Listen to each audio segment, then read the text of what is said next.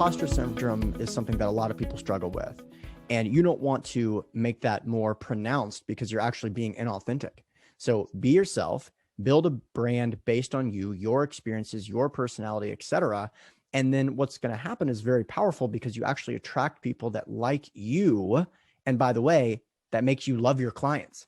And in the world of real estate, it's really important to do that because you're taking their capital, you're taking custody of their hard-earned money. You want to be aligned with them. To have a lot of respect for your client base is a really good way to build your business. What you don't want to do is the opposite of that, where you're kind of under the guise of someone else's personality. And then when they get behind the veil, they recognize this. And you're going to be always concerned that that's going to happen. Imposter syndrome.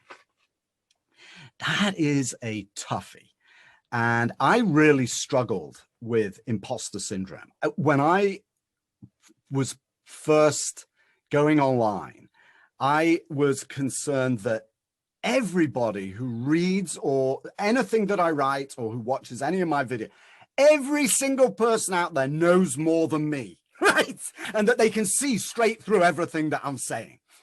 And so here's what I did. I thought, I need to learn how to teach. Now, everybody's been there. So in your mind, think about this to get over imposter syndrome. One tactic. I actually decided to teach real estate investment and finance at university. So I signed up at Cal Poly San Luis Obispo to teach. And this is what I discovered. This is how I got over imposter syndrome.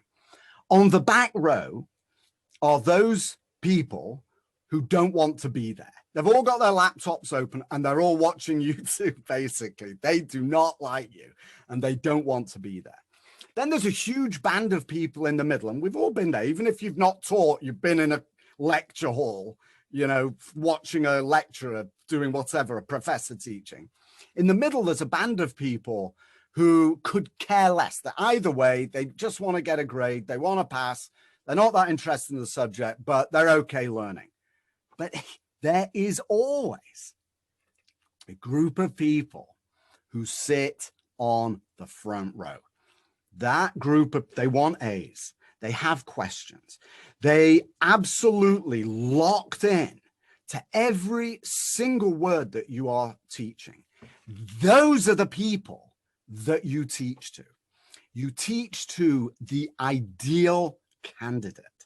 That's the person. Just in your mind, imagine that whoever's listening thinks that everything you are saying is brand new, fascinating, and of extremely high value. That's who you teach to.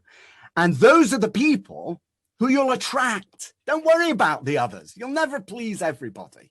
But that's how I kind of got over imposter syndrome, was realizing it's only the people that are really interested that I'm going to be speaking to anyway. Sure. And you will, there's billions of people in the world.